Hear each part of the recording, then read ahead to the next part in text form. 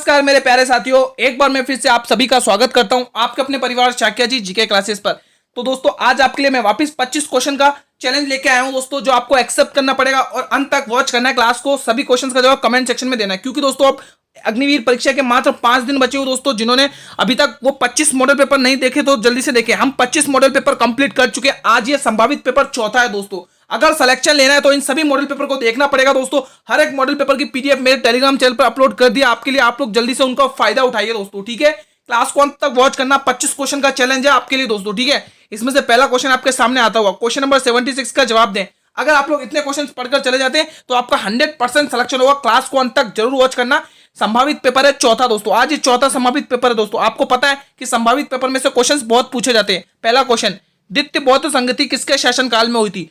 बहुत ही प्यारा सा क्वेश्चन आपके सामने रखा हुआ। आप लोग कमेंट करें, कालाशोक के शासनकाल में, अजातशत्रु, बिंबिसार या शिशुनाग। बहुत ही प्यारा सा क्वेश्चन है, कमेंट करेंगे सभी स्टूडेंट्स। क्या राइट ऑप्शन रहेगा इस प्रश्न के लिए? सभी बच्चे टिक करें दोस्तों। द्वितीय बौद्ध संगति की बात करें दोस्तों, द्वितीय बौद्ध संगति हुई थी दोस्तों कालाशोक के शासनकाल में। जी हाँ दोस्तों, कालाशोक के शासनकाल में दोस्तों। कब हुई थी? 384 में। 384 में दोस्तों। अब ये कहाँ हुई थी? वैशाली में हुई थी दोस्तों। कहां पर हुई थी? वैशाली में हुई थी दोस्तों, ठीक है। अगर द्वितीय बौद्ध संगति हुई तो प्रथम बौद्ध संगति भी हुई थी। जी हाँ दोस्तों, प्रथम बौद्ध संगति अजातशत्रु के शासनकाल में हुई थी दोस्तों। कब? 484 में दोस्तों, 484 बीसी में दोस्तों, ठीक है। ये कहां पर हुई थी? ये दोस्तों राजगृह में हुई थी दोस्तों। ये ध्यान रखने की बात है, ठीक है। ये आपके राजगृह में हुई थी दोस्तों। चाहे आप कालाशोक की बात कर लो, चाहे अजातशत्रु की, चाहे बिंबिसार, ये तीनों के तीनों दोस्तों हर्यक वंश के शासक हैं दोस्तों। हर्यक वंश के हैं ये तीनों के तीनों हर्यक वंश के शासक हैं दोस्तों। हर्यक वंश। और जो आपके सामने ये जो शिशुनाग वंश, शिशुनाग दे रखा है दोस्तों, ये शिशुनाग वंश के शासक है दोस्तों, ठीक है। सॉरी दोस्तों, मैं समझ आता हूं, ये कालाशोक भी दोस्तों शिशुनाग वंश के शासक हैं। ये दो हैं, अजातशत्रु और बिंबिसार। ये आपके हर्यक वंश के, कालाशोक और शिशुनाग, ये आपके शिशुनाग वंश के दोस्तों। एग्जाम में पूछा जाता है दोस्तों प्रथम बौद्ध संगति और द्वितीय बौद्ध संगति। ये दोनों के दोनों मोस्ट इंपोर्टेंट क्वेश्चन बनते हैं आपके एग्जाम की दृष्टि से, तो इंपोर्टेंट है दोस्तों। अगला क्वेश्चन देखिए, क्वेश्चन नंबर 77। पाचन तंत्र के किस भाग में सर्वाधिक पोषण तत्वों का अवशोषण होता है? बताइए। 25 क्वेश्चन का चैलेंज है दोस्तों आप लोगों के लिए। एटलीस्ट आप लोग 22 या 23 क्वेश्चन तो सभी करेंगे दोस्तों। मैं चाहता हूं कि आप सभी क्वेश्चन फोड़ें ताकि आप एग्जाम में इसी तरह से फोड़ सके। इंपोर्टेंट क्लास है, अंत तक जरूर वॉच करना दोस्तों। संभावित पेपर आज चौथा है दोस्तों। संभावित का मतलब एग्जाम में इन्हीं में से क्वेश्चन देखने को मिलेंगे। और हर पेपर की पीडीएफ आपको टेलीग्राम चैनल पर मिल जाएगी। जिसने टेलीग्राम चैनल ज्वाइन नहीं किया, लिंक वीडियो के डिस्क्रिप्शन में। बताइए दोस्तों, पाचन तंत्र के किस भाग में सर्वाधिक पोषण तत्वों का अवशोषण होता है? छोटी आंत में, बड़ी आंत में, ग्रास नली में, पेट में? क्या राइट ऑप्शन रहेगा इस प्रश्न के लिए? कमेंट करेंगे। बहुत ही शानदार क्वेश्चन है दोस्तों। बिल्कुल ए ऑप्शन की तरफ बढ़ रहे हैं दोस्तों, छोटी आंत। बिल्कुल दोस्तों, option A will be the right answer दोस्तों। छोटी आंत मतलब कि स्मॉल इंटेस्टाइन, और बड़ी आंत का मतलब लार्ज इंटेस्टाइन दोस्तों, ठीक है। चलिए नेक्स्ट क्वेश्चन, क्वेश्चन नंबर 78 का जवाब देंगे। मालविका सरकार का निम्न में से किस शास्त्रीय नृत्य से संबंधित है? बहुत ही प्यारा सा क्वेश्चन है। भारतनाट्यम, कुचिपुड़ी, मणिपुरी, कथकली। भारतनाट्यम आपके तमिलनाडु का शास्त्रीय नृत्य, कुचिपुड़ी आपके आंध्र प्रदेश का, मणिपुरी मणिपुर का, कथकली केरल की दोस्तों। ये आप ध्यान रखेंगे दोस्तों। यहां पर पूछा मालविका सरकार दोस्तों। मालविका सरकार का संबंध है भारतनाट्यम से दोस्तों। जी हाँ दोस्तों, ऑप्शन ए को लॉक करेंगे दोस्तों। आप भारतनाट्यम की बात करें दोस्तों, प्रसिद्ध कलाकार कौन है? मालविका सरकार दोस्तों। और भी नाम ध्यान रख सकते हैं। यामिनी कृष्णमूर्ति का नाम कैसे भूल सकते हैं भाई? ये तो क्वेश्चन पूछा ही जाता है। यामिनी कृष्णमूर्ति, यामिनी कृष्णमूर्ति, यामिनी कृष्णमूर्ति, ठीक है। सोनल मानसिंह, सोनल मानसिंह ध्यान रखेंगे आप लोग। सोनल मानसिंह, सोनल मानसिंह दोस्तों। ये वही इंपॉर्टेंट नाम मैं आपके सामने प्रसिद्ध कलाकारों के नाम लिख रहा हूं जो आपके एग्जाम में देखने को मिलेंगे दोस्तों। पूरी थ्योरी नहीं पढ़ा रहा हूं, एग्जाम के दृष्टि से जो पूछे जाते हैं वही बता रहा हूं दोस्तों। लीला सैमसन दोस्तों, लीला सैमसन बहुत बार पूछा जाता है। और रुक्मणी देवी, लीला सैमसन, ये इंपॉर्टेंट है दोस्तों, ध्यान रखिएगा। ये नाम पूछे जाएंगे आपको एग्जाम में, ठीक है। रुक्मणी देवी, रुक्मणी देवी दोस्तों, ध्यान रखिएगा। रुक्मणी देवी दोस्तों। और नाम भी है दोस्तों, पर स्पेस नहीं मिल रहा इसलिए मैं आपको ओरली बता देता हूं दोस्तों। और नाम भी है दोस्तों, जैसे आपके है ना, अब टी बाला सरस्वती होगी दोस्तों, ये भी पूछा जाता है दोस्तों, ठीक है। और दोस्तों मीनाक्षी श्रीनिवास हो गई, ये भी पूछा जाता है दोस्तों आपके एग्जाम में, ठीक है। और दोस्तों वैजंती माला हो गई, ठीक है। तो मृणालिनी साराभाई होगी, आनंद श्रीनिवास होगा दोस्तों, है ना। और भी हैं दोस्तों जो आपके लिए पूछे जाते हैं। लेकिन मोस्ट इंपोर्टेंट तो आपके लिए यही है दोस्तों। एग्जाम में इन्हीं में से एक क्वेश्चन देखने को मिलेगा, 100% गारंटी है मेरी। नेक्स्ट क्वेश्चन, इसका मैंने बताया नहीं, हाँ option A Bharatanatyam. Question number 79, निम्न में से कौन सा प्रोटीन पाचक अम्ल होता है? बताइए। अंत तक वॉच करना दोस्तों, इनमें से क्वेश्चन देखने को मिलेंगे एग्जाम में आपके, 100% गारंटी है। लाइपेज, एमाइलेज, माल्टेज या ट्रिप्सिन? बताइए कौन सा प्रोटीन पाचक अम्ल है? कमेंट करके बताएं। इजी क्वेश्चन है, सभी बच्चे बता देंगे। बिल्कुल आप लोग डी ऑप्शन को टिक करें, बिल्कुल सही टिक करें। ट्रिप्सिन है दोस्तों। वो कौन सा प्रोटीन पाचक अम्ल है? वो प्रोटीन पाचक अम्ल कौन सा? ट्रिप्सिन है। Option D will be the right answer. Next question, हर एक इंपॉर्टेंट क्वेश्चन है, क्लास को अंत तक वॉच करना दोस्तों। और इस क्लास को अगर लगता है ये इंपॉर्टेंट है, लगता है ये कंटेंट आपको अच्छा लग रहा है, तो इस क्लास को एक बार लाइक करें और अपने सभी मित्रों में शेयर करें दोस्तों। आप लोग दोस्तों लाइक कर दिया करें, आपके लाइक करने से हमें मोटिवेशन मिल जाता है दोस्तों, और कुछ नहीं दोस्तों, आपके लाइक से हमें मोटिवेशन मिलता है। और इस मॉडल पेपर को आपसे रिक्वेस्ट है उन बच्चों तक तो जरूर पहुंचाइएगा जिन्होंने अभी तक अच्छे से तैयारी नहीं करी और वो चाहते हैं कम समय में अच्छी पढ़ाई हो जाए, अच्छे क्वेश्चन आ जाए, देखने को मिल जाए। तो इन्हीं मॉडल पेपर से देखने को मिलेंगे। आप लोग सारे मॉडल पेपर कंटिन्यू वॉच कर लिए। हमने 25 मॉडल पेपर ऑलरेडी कंप्लीट कर लिए। इसकी प्लेलिस्ट मैंने आपको इस वीडियो के डिस्क्रिप्शन में लिंक दी है, उसमें दी हुई, आप लोग अच्छे से देख लीजिए। भारतीय राष्ट्रीय कांग्रेस की प्रथम महिला अध्यक्ष का नाम बताइए। क्या बात है, क्या बात है, बहुत ही शानदार और इंपॉर्टेंट क्वेश्चन। नेली सेनगुप्त, इंदिरा गांधी, सरोजनी नायडू और एनी बेसेंट। यहां बच्चे गलत करेंगे, यहां बच्चे गलत करेंगे, बहुत स्टूडेंट्स यहां पर क्वेश्चन को गलत करेंगे। कंफ्यूज हो गए, कंफ्यूज ना हो दोस्तों, आप ध्यान से पढ़ेंगे।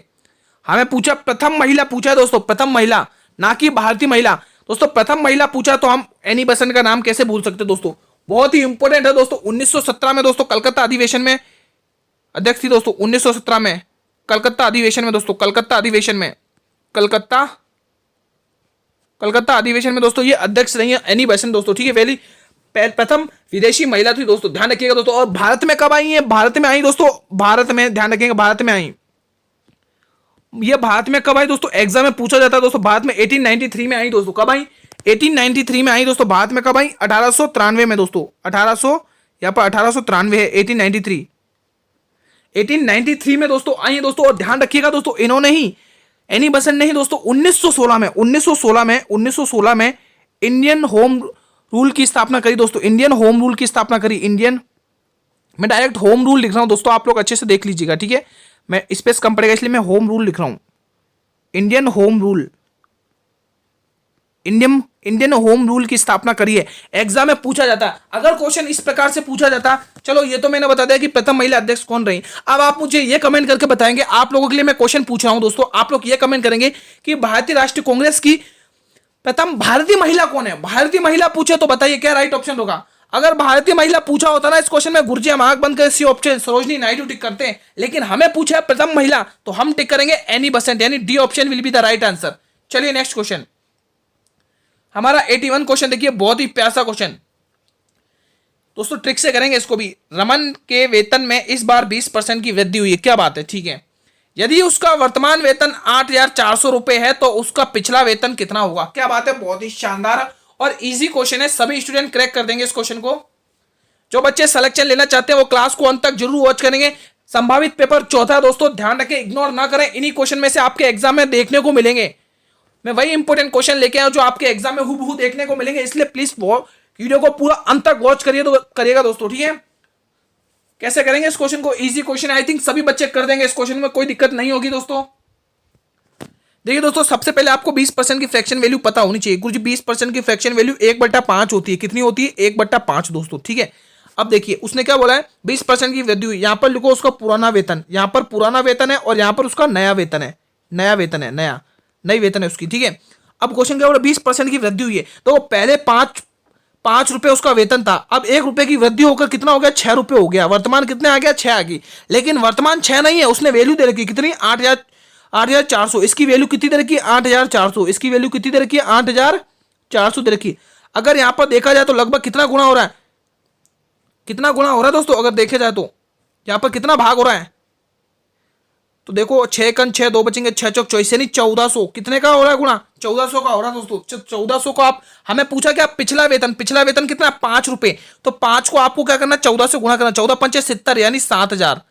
तो पिछला वेतन कितना था भाई? पिछला वेतन कितना था? 7,000 था। और अभी वर्तमान में वेतन कितना है? 8,400 रुपए, है ना। तो हमें क्वेश्चन में पूछा पिछला वेतन कितना निकल के आया? अपने पिछला वेतन निकल के आया गुरुजी 7,000 रुपए। ऑप्शन बी को टिक करेंगे। इजी क्वेश्चन था, आई थिंक सभी बच्चों ने इस क्वेश्चन को कर दिया होगा। नहीं समझ में आया तो कमेंट करें, समझ में आ गया तो ठीक है। नेक्स्ट क्वेश्चन दोस्तों, अगर कहीं भी किसी भी क्वेश्चन से डाउट हो ना, तो ये कमेंट सेक्शन आप लोगों के लिए ही बनाया जाता है। आप लोग यहाँ बेझिझक होकर कमेंट करें, अपने जो भी डाउट है वो दोस्तों, ठीक है। और मैं आपको एक और इंपॉर्टेंट बात बता देता हूं, अभी तक हमने कितने 25 मॉडल पेपर पहले से कंप्लीट कर लिए, उसमें अगर देखा जाए 525 या 526 क्वेश्चन कवर कर लिए। अगर आपको उनकी बिल्कुल फ्री ऑफ कॉस्ट पीडीएफ चाहिए तो आप लोग जल्दी से मेरे टेलीग्राम चैनल को ज्वाइन करिए। टेलीग्राम चैनल पर मैंने लिंक भी दे दिए, सारे पीडीएफ आपको फ्री ऑफ कॉस्ट अपलोड कर दिए, आप लोग उनका फायदा उठाइए दोस्तों, एग्जाम से पहले जरूर पढ़कर जाइएगा दोस्तों, ठीक है। निम्न में से किस अम्ल की उपस्थिति हमारे भीतर पेट में होती है, बताइए दोस्तों। हाइड्रोक्लोरिक अम्ल की, हाइड्रोजन पराक्साइड की, या हाइड्रोजन सल्फाइड की, या फिर एसिटिक अम्ल की, कमेंट करके बताएं। निम्न में से किस अम्ल की उपस्थिति हमारे भीतर पेट में होती है, कमेंट करें। बहुत ही शानदार क्वेश्चन है, इंपॉर्टेंट क्वेश्चन है, एग्जाम की दृष्टि से कमेंट करेंगे सभी बच्चे। तो जो भी डी ऑप्शन टिक करे गलत कर रहे हैं, D option will be the right answer, गलत ऑप्शन है दोस्तों, ठीक है। सी ऑप्शन भी गलत है, बी ऑप्शन भी गलत है, ए ऑप्शन बिल्कुल सही है दोस्तों। हाइड्रोक्लोरिक अम्ल होता है दोस्तों हमारे शरीर में, कौन सा अम्ल होता है दोस्तों हमारे पेट में, हाइड्रोक्लोरिक अम्ल होता है, A option will be the right answer. Next question, अगला क्वेश्चन बहुत ही प्यारा सा, लोक नृत्य चेराव दोस्तों, लोक नृत्य चेराव मुख्य रूप से किस भारतीय राज्य से संबंधित है, बताइए। ओडिशा, बिहार, मिजोरम या गोवा दोस्तों। बहुत ही इंपॉर्टेंट क्वेश्चन है, एग्जाम में पूछा जाता है, आप लोग कमेंट करें जिनको आता है इस प्रश्न का जवाब जल्दी से बताएं दोस्तों, क्या राइट ऑप्शन रहेगा दोस्तों। चेराव मुख्य रूप से किस भारतीय राज्य में संबंधित है, ये लोक नृत्य चेराव, एग्जाम की दृष्टि से इंपॉर्टेंट क्वेश्चन है दोस्तों। चेराव नृत्य की बात करें, वो ये चेराव नृत्य की बात करें दोस्तों, ये वही चेराव नृत्य जिसे बांस का नृत्य भी कहते हैं, इसको बांस के नृत्य से भी जानते हैं, बांस के नृत्य के नाम से भी जानते हैं, बांस के नृत्य के नाम से भी जानते हैं, बांस के नृत्य के नाम से भी जानते हैं ना।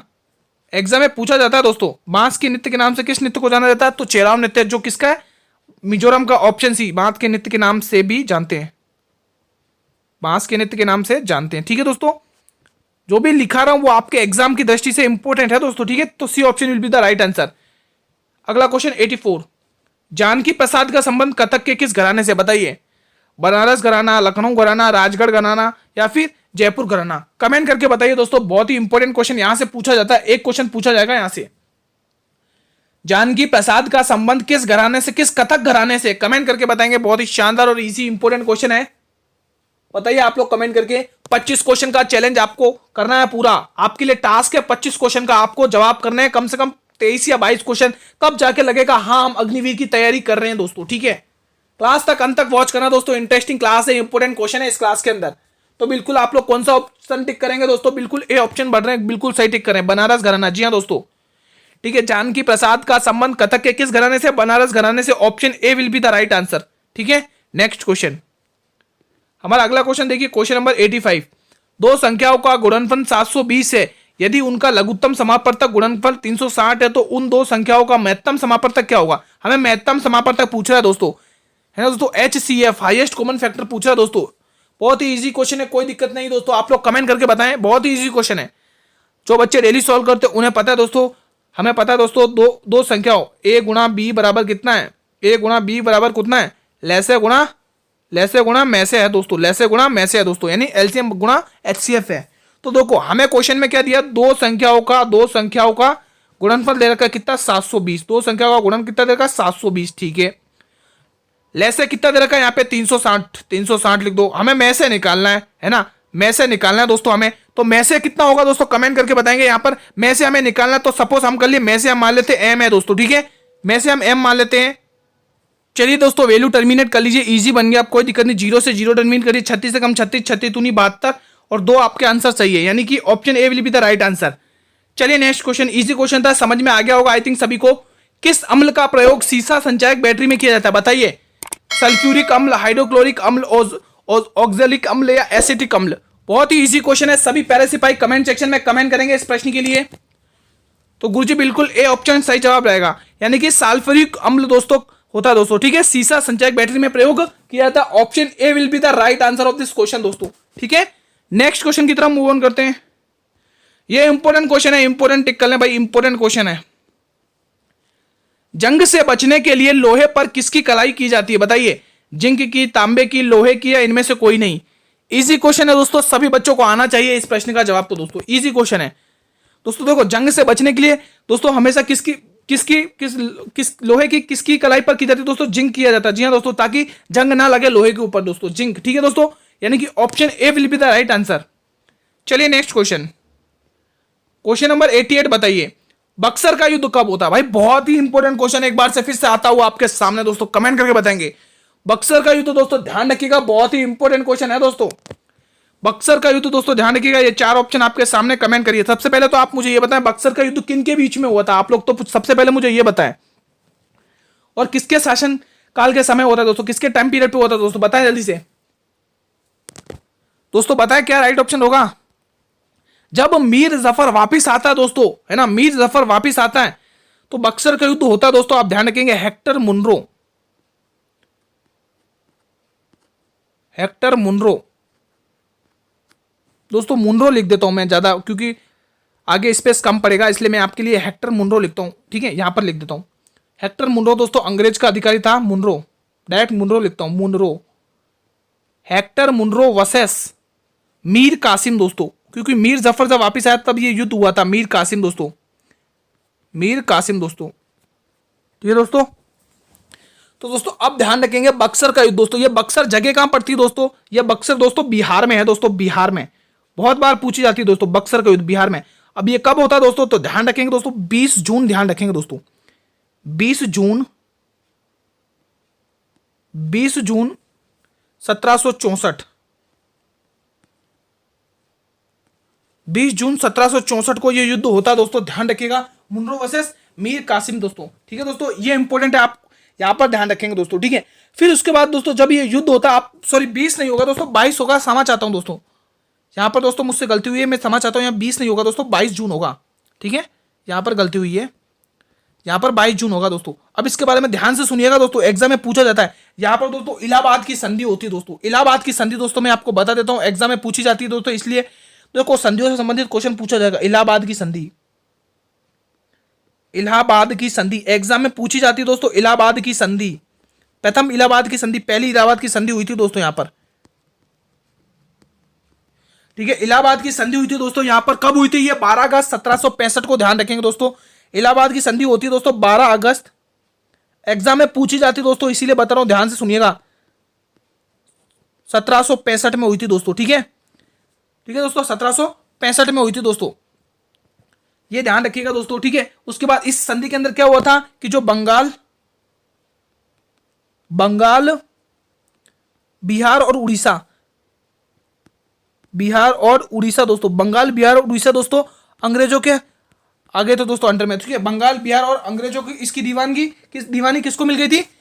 अंग्रेजों को मिल गई थी दोस्तों। ये एग्जाम में पूछा जाता है, आपके एग्जाम की दृष्टि से ये इंपॉर्टेंट क्वेश्चन बनता है दोस्तों। ठीक है, नेक्स्ट क्वेश्चन की तरफ मूव ऑन करते हैं, क्वेश्चन नंबर 89, जनगणना 2011 के अनुसार भारत की महिला साक्षरता दर कितनी है? बताइए, 63.52%, 65.46%, 69.89% और 67.68%। बहुत ही इंपॉर्टेंट क्वेश्चन यहां से पूछा जाता है एग्जाम में दोस्तों, बताइए क्या राइट ऑप्शन रहेगा? तो बिल्कुल सभी बच्चे एक ही ऑप्शन टिक करें, गुरुजी बी ऑप्शन। जी हाँ दोस्तों, ये तो पूछ लिया महिला। अगर हम पूछ ले पुरुष साक्षरता दर कितनी है दोस्तों? तो पुरुष का भी ध्यान रख सकते हैं आप लोग, पुरुष 75.4 है दोस्तों, पुरुष का ध्यान रखेंगे, कितना ध्यान रखेंगे? 75.04 दोस्तों, ये पुरुष साक्षरता दर है दोस्तों, पुरुष साक्षरता दर एग्जाम में पूछी जाती है, इंपॉर्टेंट क्वेश्चन है, एग्जाम में पूछा जाता है दोस्तों, इंपॉर्टेंट क्वेश्चन है, ध्यान रखिएगा। नेक्स्ट क्वेश्चन, क्वेश्चन नंबर 90 बताइए दोस्तों, संभावित पेपर चौथा है, कमेंट करिएगा हर एक क्वेश्चन का, 25 क्वेश्चन का चैलेंज है आप लोगों के लिए।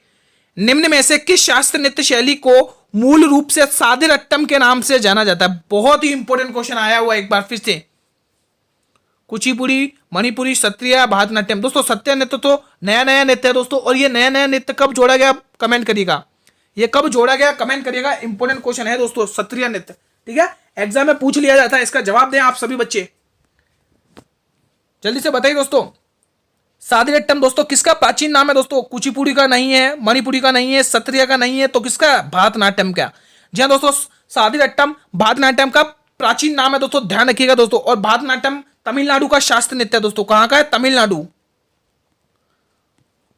दोस्तों, एग्जाम की दृष्टि से मोस्ट इंपोर्टेंट क्वेश्चन बनता है दोस्तों। ठीक है, इनके तमिलनाडु को दोस्तों। ठीक है, भारतनाट्यम के आपको प्रसिद्ध कलाकारों के नाम याद होने चाहिए दोस्तों, मुंह पे अच्छे से याद होने चाहिए, क्योंकि 8 ही शास्त्रीय नृत्य हमारे भारत में, और 8 ही नृत्यों को आप पढ़कर जाइए, अच्छे से रटकर जाइए दोस्तों। ठीक है, कलाकार पूछ लिए जाते हैं, जैसे जैसे यामिनी कृष्णमूर्ति, सोनल मानसिंह, लीला सैमसन, रुक्मणी देवी, ठीक है, वैजंती माला, टी बाला सरस्वती, ठीक है, एम के सरोज, एस के सरोज, आनंद श्रीनिवास दोस्तों, मीनाक्षी श्रीनिवास, ठीक है, ये क्वेश्चन पूछे जाते हैं। मृदलानी साराभाई दोस्तों, मालविका सरकार, ये एग्जाम में पूछे जाते हैं। ठीक है, आप इनके नाम अच्छे से रट कर रखे, एग्जाम में पूछे जाएंगे। नेक्स्ट क्वेश्चन, अगला क्वेश्चन देखिए, क्वेश्चन नंबर 91 का जवाब देंगे सभी स्टूडेंट्स। तापमान मापने की एसआई यूनिट क्या होती है बताइए? केल्विन, कैंडेला, फ्लेकल्स या न्यूटन? बहुत ही शानदार और इजी क्वेश्चन है, कमेंट करके बताएंगे। इंपॉर्टेंट क्वेश्चन है एग्जाम की दृष्टि से, सभी स्टूडेंट्स कमेंट करेंगे। दोस्तों अगर आपको ये क्लास अच्छी लग रही हो तो क्लास को लाइक करें और अपने सभी मित्रों तक शेयर करें। दोस्तों आप सभी से रिक्वेस्ट है, उन स्टूडेंट तक तो जरूर पहुंचाइएगा जिन्होंने अभी तक अच्छे से तैयारी नहीं करी है और वो चाहते हैं कम समय में सिलेक्शन हो जाए। तो इन सभी संभावित पेपर प्लस जो 25 हमने मॉडल पेपर किए उनको जरूर देखकर जाइएगा। दोस्तों आपका 100% सिलेक्शन होगा। इन्हीं क्वेश्चन, इन्हीं मॉडल पेपर में से देखने को मिलेंगे आपको क्वेश्चंस बहुत सारे। तो आप लोग बताइए इस प्रश्न का क्या राइट ऑप्शन रहेगा? बिल्कुल सभी बच्चे एक ऑप्शन टिक गुरुजी केल्विन। जी हाँ दोस्तों, तापमान नापने की ऐसा यूनिट क्या होती है? केल्विन होती है। और ये इंपॉर्टेंट क्वेश्चन है, एग्जाम में बहुत बार पूछा गया क्वेश्चन है ये। Kelvin, option A will be the right answer. ठीक है, A will be the right answer. Next question आपकी तरफ, बहुत ही प्यारा सा क्वेश्चन आता हुआ दोस्तों। ये तो दोस्तों इंपॉर्टेंट है, प्रॉफिट और लॉस का मोस्ट इंपॉर्टेंट क्वेश्चन एग्जाम में पूछा जाता है और बहुत सारे बच्चे इस क्वेश्चन को गलत करके आते हैं। एक वस्तु x रुपए में बेची जाती है, यदि वह इस कीमत के 33 सही 1/3% पर बेचे तो उसको 20% की हानि होती है। जब इसे x रुपए पर बेचा जाता है तो लाभ प्रतिशत ज्ञात करें। भाई मोस्ट इंपॉर्टेंट क्वेश्चन है ये, ध्यान रखें। 40%, 30%, 45% या 15%? कमेंट करेंगे सभी प्यारे सिपाही। मोस्ट इंपॉर्टेंट क्वेश्चन है दोस्तों एग्जाम की दृष्टि से। दोस्तों आप लोग इसको इग्नोर ना करें, इंपॉर्टेंट क्वेश्चन है। जिन बच्चों को आता है वो पहले कमेंट करें, जिनको नहीं आता वो ध्यान से देखें। चलिए सॉल्व करते हैं इसे। एक तरफ तो लिखेंगे हम कॉस्ट प्राइस। गुरुजी कॉस्ट प्राइस का मतलब हिंदी में क्या होता है? क्रय मूल्य होता है दोस्तों। ठीक है, सेलिंग प्राइस का हिंदी में मतलब क्या होता है? विक्रय मूल्य होता है दोस्तों। अब देखिए क्वेश्चन क्या बोले, यहाँ पे विक्रय मूल्य अच्छे से लिख देते हैं। ठीक है, यह आपके विक्रय मूल्य दोस्तों। अब क्वेश्चन ने क्या बोला है? x रुपए की वस्तु बेची, एक वस्तु को x रुपए में बेचा जाता है। ठीक है, आगे पढ़िए। वो इस कीमत के 33 सही 1/3 पर बेचता है दोस्तों। 33 सही 1/3 की फ्रैक्शन वैल्यू 1/3 होती है। और क्या बोल रहा है? बेचना। बेचना क्या है? विक्रय मूल्य, यानी 1/3 पर बेच रहा है दोस्तों। ठीक है, ये 1/3 कैसे है गुरुजी? तो 1/3 दोस्तों ध्यान रखिएगा, 33 सही 1/3% की फ्रैक्शन वैल्यू होती है दोस्तों। अगर आप लोग मैथ्स पढ़ रहे हैं दोस्तों तो आपको ये फ्रैक्शन वैल्यू तो मुंह पे रटी होनी चाहिए अगर आप एग्जाम की तैयारी कर रहे हैं। ठीक है, आगे बढ़िए। तो वो 20% की हानि होती है दोस्तों। अब बताइए लाभ और हानि किसके ऊपर होती है? गुरुजी लाभ और हानि तो हमारे क्रय मूल्य पर है, यानी कॉस्ट प्राइस पर होती है दोस्तों। तो 20% की हानि का मतलब 20% की फ्रैक्शन वैल्यू कितनी होती है? 1/5 होती है और कुछ नहीं। ठीक है, अब दोस्तों आपको कुछ नहीं करना है, क्रॉस मल्टीप्लाई करना है। क्रॉस मल्टीप्लाई, इसको इससे मल्टीप्लाई करें, इसको इससे मल्टीप्लाई करें, क्रॉस मल्टीप्लाई करना है दोस्तों। ठीक है, ठीक है, तो क्रॉस मल्टीप्लाई करेंगे दोस्तों आप सभी बच्चे। 20% की हानि होती है दोस्तों। एक काम करिए, रुको दोस्तों, एक मिस्टेक हुई है, उसके लिए माफी चाहता हूं दोस्तों। यहाँ पे 20% की फ्रैक्शन मतलब होगा दोस्तों कि 20% का मतलब होता है दोस्तों हानि हुई है ना उसे, तो 80% की हानि हुई है। देखो 20% की अपने पास 100% की वैल्यू होती है, उसमें 20% की हानि हो जाती है, तो 80% की हानि हुई है। और 80% की फ्रैक्शन वैल्यू 4/5 होती है दोस्तों। ये गलती हुई है मुझसे, माफी चाहता हूं दोस्तों। 4/5 होगी। अब आपको कुछ नहीं करना है, क्रॉस मल्टीप्लाई करना है। क्रॉस मल्टीप्लाई करिए, क्रॉस मल्टीप्लाई करिए तो कॉस्ट प्राइस और नया सेलिंग प्राइस कितना आएगा? 4 × 12 और 5 × 5। देखिए नई कॉस्ट प्राइस और सेलिंग प्राइस आ गई। अब दोस्तों ये दोनों एक दूसरे के इक्वल हैं दोस्तों। अब आपके नई कॉस्ट प्राइस और सेलिंग प्राइस का रेशियो क्या आएगा? नई कॉस्ट प्राइस और सेलिंग प्राइस का रेशियो क्या आएगा? अब देखिए ये कॉस्ट प्राइस ये हो गई, अब ये और ये हो गया, बदल गए, एक दूसरे आपस में बदल गए। ठीक है, तो अब यहाँ पर आपको कॉस्ट प्राइस 5 रुपए की देखने को मिलेगी और सेलिंग प्राइस 12 रुपए की देखने को मिलेगी। अब देखिए दोस्तों, कॉस्ट प्राइस 5 रुपए की चीज 12 रुपए में बिच रही है। कितने का प्रॉफिट हो रहा है? हमें लाभ ही पूछा अंत में। क्वेश्चन में क्या पूछा? लाभ पूछा। 7 रुपए का लाभ हो रहा है। किसके ऊपर हो रहा है? 5 रुपए के ऊपर। आप सभी को पता है हाँ, लाभ और हानि हमेशा कॉस्ट प्राइस पर होती है। 100 पर कितने की होगी? यहीं पर गलत करेंगे दोस्तों, बोलेंगे क्वेश्चन कि ऑप्शन तो है ही नहीं। देखिए 5 दूनी 10 और 20 सत्ते 140%। अब 140% आया दोस्तों। कितना आया? 140%। अब 140% के अंदर क्या क्या चीज इन्वॉल्व है, क्या क्या चीज मिक्स है? इसमें 100% तो अपना क्या है? क्रय मूल्य यानी कॉस्ट प्राइस इंक्लूड है, और जो 40% वो आपका प्रॉफिट है। तो आपको क्वेश्चन में वही पूछा है कि प्रॉफिट बताइए, तो प्रॉफिट आपके 40% का हुआ। कुछ नहीं दोस्तों, इजी क्वेश्चन था, कोई दिक्कत की बात नहीं थी। बस यहाँ पर हमने थोड़ी सी मिस्टेक कर दी थी, वो मैंने आपको बता दी अच्छे से। 80% की हानि होगी क्योंकि 20% की जगह। ठीक है, इजी क्वेश्चन था, सभी बच्चों ने कर दिया होगा। नेक्स्ट क्वेश्चन, भारतीय संविधान का अनुच्छेद 21 से का अधिकार प्रदान करता है? काम, गोपनीयता, समानता, शिक्षा। बताइए दोस्तों, मौलिक अधिकार किस अनुच्छेद से संबंधित है दोस्तों, कमेंट करके बताएंगे। ये क्वेश्चन मैं आपके लिए छोड़ रहा हूं एग्जाम के लिए, बताइए। इंपॉर्टेंट क्वेश्चन है। मौलिक अधिकार दोस्तों 51A में है दोस्तों, ध्यान रखिएगा। मौलिक अधिकार बहुत बार पूछा जाता है, मौलिक अधिकार। चलो ये तो मैंने बता दिया, अब आप लोग बताइए मौलिक अधिकार किस देश से लिए गए, बताइए किस देश के संविधान से लिए गए। इतना तो बता दो दोस्तों, इजी क्वेश्चन है, एग्जाम में पूछा जाता है। मौलिक अधिकार 51A दोस्तों, 51A ध्यान रखेंगे, 51A। ठीक है, हमें पूछा संविधान, ये है शिक्षा से संबंधित दोस्तों। नेक्स्ट क्वेश्चन, वीडियो थोड़ी लंबी बढ़ी इसलिए थोड़ा फास्ट चल रहा हूं। 94, टीबिया नामक अस्थि कहां पर पाई जाती है, हाथ में, टांग में, कान में, इनमें से कोई नहीं। इजी क्वेश्चन है, सभी बच्चे बताएंगे कमेंट सेक्शन में इसका क्या राइट ऑप्शन रहेगा। तो बिल्कुल दोस्तों ये होती है टांग में पाई जाती है दोस्तों, किसमें, टांग में। B option will be the right answer. Next question 95, football में मैच में टच लाइन होती है ना, वो कितने, उसकी अधिकतम लंबाई कितनी होती है, 90 मीटर, 120 मीटर, 100 मीटर या 110 मीटर। इजी क्वेश्चन है, बताइए फुटबॉल मैच में टच लाइन की अधिकतम लंबाई कितनी होती है, कमेंट करके बताएंगे सभी स्टूडेंट्स। बिल्कुल डी ऑप्शन टिक करते हुए सभी स्टूडेंट 110 मीटर। जी हाँ दोस्तों, 110 मीटर की होती है दोस्तों, option D will be the right answer. Next question, question number 96, वह अंग जो मानव में कार्बोहाइड्रेट को ग्लूकोज के रूप में संग्रहित करता है कौन सा है, अमाशय, अग्नाशय, यकृत, आंत्र। बताइए दोस्तों, बहुत ही इजी और इंपॉर्टेंट क्वेश्चन है, एग्जाम में पूछा जाएगा, आपको एग्जाम में पूछा जाएगा। क्लास अच्छी लग रही है दोस्तों, क्लास को लाइक करें दोस्तों, लाइक में कंजूसी ना करें दोस्तों, आपके लाइक करने से मुझे मोटिवेशन मिलता है। ठीक है दोस्तों, आप लोग लाइक कर दिया करें क्लास को दोस्तों। ठीक है, बताइए, आपको 25 क्वेश्चन का चैलेंज दिया, आपको पूरा करना है दोस्तों, अंत तक वॉच करना है क्लास को। ठीक है, सी ऑप्शन यकृत करता है दोस्तों, कौन संग्रहित करता है, यकृत, option C will be the right answer. Next question बहुत ही इंपॉर्टेंट, पंचायती राज अधिनियम को लागू करने वाला पहला राज्य कौन सा था। यहां पर मैं आपको थोड़ा समय लूंगा और इंपॉर्टेंट फैक्ट बताऊंगा जो एग्जाम में पूछे जाएंगे। तो मैं पहला राज्य बता देता हूं, वो है मध्य प्रदेश दोस्तों। अब आप लोग देखिए ध्यान से सुनिएगा, पंचायती राज को पूर्ण रूप से संवैधानिक का दर्जा कब मिला, एग्जाम में ये पूछा जाता है दोस्तों। तो मैं आपको बता देता हूं, यहां पर एक समिति आती है दोस्तों, मैं बता देता हूं पंचायती अधिनियम के, यहां पर दोस्तों एक समिति आती है दोस्तों, उस समिति का नाम है पीवी नरसिम्हा समिति। पीवी नरसिम्हा समिति दोस्तों, 1992 वाली नरसिम्हा समिति दोस्तों। पीवी नरसिम्हा समिति में क्या होता है दोस्तों, ओरल बता देता हूं। पीवी नरसिम्हा समिति में दोस्तों 73वें संविधान संशोधन 1992 में दोस्तों क्या होता है कि लोकसभा में और राज्यसभा में 22 दिसंबर और 23 दिसंबर को दोस्तों एक विधेयक आता है दोस्तों। ठीक है, 22 दिसंबर को तो लोकसभा में वो विधेयक पास हो जाता है, विधेयक मतलब बिल। ठीक है, और 23 दिसंबर को दोस्तों राज्यसभा में पास हो जाता है। जब दोनों संसद में ये पास हो जाता है तब ये जाता है दोस्तों 24 अप्रैल 1993 में जाता है। 24 अप्रैल 1993 में किसके पास जाता है दोस्तों, ये राष्ट्रपति के पास जाता है। किसके पास जाता है, ये प्रेसिडेंट के पास जाता है, राष्ट्रपति के पास जाता है, और राष्ट्रपति यहाँ पर साइन कर देते हैं और ये पूर्ण रूप से दोस्तों पंचायती राज को संवैधानिक का दर्जा पूर्ण रूप से मिल जाता है दोस्तों, और हमारे भारत में ये लागू हो जाती है। और लागू करने वाला पहला राज्य कौन सा है, मध्य प्रदेश है दोस्तों, बहुत इंपॉर्टेंट है, ध्यान रखिएगा। चलिए नेक्स्ट क्वेश्चन 98, निम्न में से भारत एक खोज नामक पुस्तक के लेखक कौन है, जवाहरलाल नेहरू, महात्मा गांधी जी, रविन्द्रनाथ टैगोर या फिर अरविंदो घोष। इजी क्वेश्चन है, जवाहरलाल नेहरू दोस्तों। एग्जाम में एक क्वेश्चन देखने को मिलेगा इन पुस्तकों से संबंधित, ध्यान रखिएगा। Option A will be the right answer. जो बच्चे चाहते हैं कि कुछ स्ट्रेटेजी मिल जाए पढ़ने की अच्छी सी, तो आप लोग, मैंने वीडियो इस पर बनाई है दोस्तों, आप लोग जल्दी से जाइए, चैनल पर वीडियो अपलोड हो चुकी है। ठीक है, आप लोग देख लीजिएगा। द्रव्य की बूंद की आकृति गोलाकार होने का कारण क्या है, अल्प भार, श्यानता, पृष्ठ तनाव या वायुमंडलीय दाब। कमेंट करेंगे मेरे सभी स्टूडेंट्स, इजी क्वेश्चन है, सभी बच्चे बताएंगे। बिल्कुल गुरुजी, D option will be the right answer. तो द्रव्य की बूंद की आकृति गोलाकार किसके वजह से होती है, वायुमंडल दाब की वजह से, option D will be the right answer. अंतिम प्रश्न है दोस्तों, गिर वन राष्ट्रीय उद्यान किस राज्य में स्थित है, राजस्थान, गुजरात, उत्तर प्रदेश, बिहार। बिहार में वाल्मीकि है दोस्तों, वाल्मीकि राष्ट्रीय उद्यान, ध्यान रखेंगे। बिहार में कौन सा, वाल्मीकि राष्ट्रीय उद्यान, वाल्मीकि राष्ट्रीय उद्यान, ध्यान रखेंगे। ठीक है, बिहार में वाल्मीकि राष्ट्रीय उद्यान है। ठीक है, वो राजस्थान में ज्यादा पूछा जाता है, वो है रणथंभौर राष्ट्रीय उद्यान, रणथंभौर राष्ट्रीय उद्यान, रणथंभौर राष्ट्रीय उद्यान।